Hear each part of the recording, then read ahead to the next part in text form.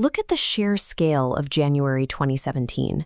When Donald Trump was sworn in as the 45th president, he brought with him a political transition of massive proportions. Behind the scenes, the incoming administration built a frantic media machine to control the narrative. They deployed specialized media Sherpas to handle incoming inquiries and ran daily press conferences to feed a 24/7 news cycle. This graphic maps the bureaucratic heavy lifting required. The transition team conducted 170 senior interviews and processed over 86,000 resumes from citizens across the country. But amid all that noise and bureaucratic processing, there was a glaring void. The president's 10-year-old son was entirely missing from the machinery, the transition plans, and the cameras. The administration's loudest and most aggressively scrutinized public rollout simultaneously managed to conceal its most fiercely guarded secret. Rather than moving into the epicenter of American power on Inauguration Day, Barron Trump stayed behind in New York City. The family bought him time, deciding to let him finish his 5th-grade school year at his prep school on the Upper West Side to maintain a familiar bubble for as long as possible. This delay only added to the anticipation. Once he finally made the move to Washington, he became the first son of a sitting president to live in the White House since John F. Kennedy Jr., more than 5 decades earlier. He was thrust into a globally recognized political dynasty, while his parents orchestrated an extensive strategy to keep him completely normal. The first mechanism of his privacy was his schooling. The family actively used his education as a shield. They selected St. Andrew's Episcopal in Maryland. It was a calculated choice, a private school focused heavily on community that explicitly refused to turn his enrollment into a media spectacle. Then there was the maternal guard. First Lady Melania Trump exercised fierce, hands-on protection over his daily routines, ensuring he spent his downtime outside the public eye. This protection extended into his cultural upbringing.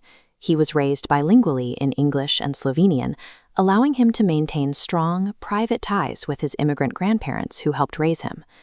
While the White House served as his address, the engineered routines of school and family formed his actual daily world, a space designed to keep the national spotlight at a distance. When an informational vacuum is pulled this tight, any detail that manages to escape becomes an object of intense cultural fascination.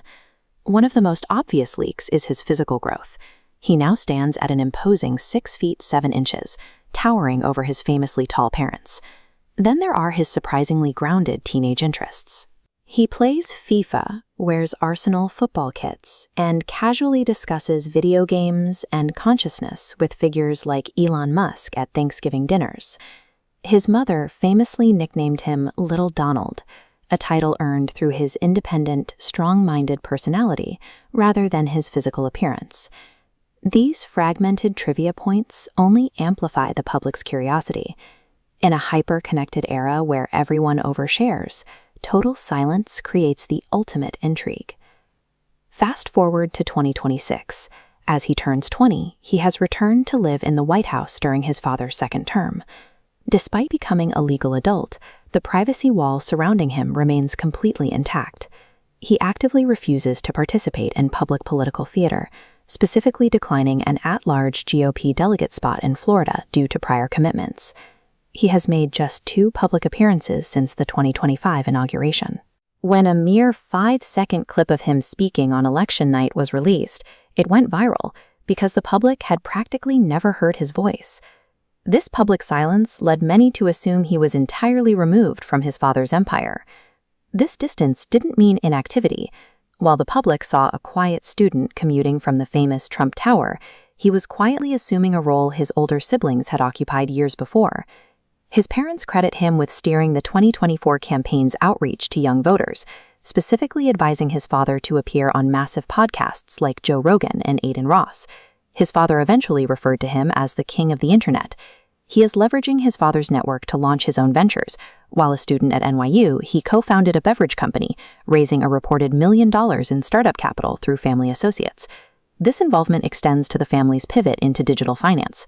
After Barron personally taught his father how to use crypto wallets, Forbes estimated his personal holdings at $150 million, wealth grown largely through assets he introduced to the dynasty himself.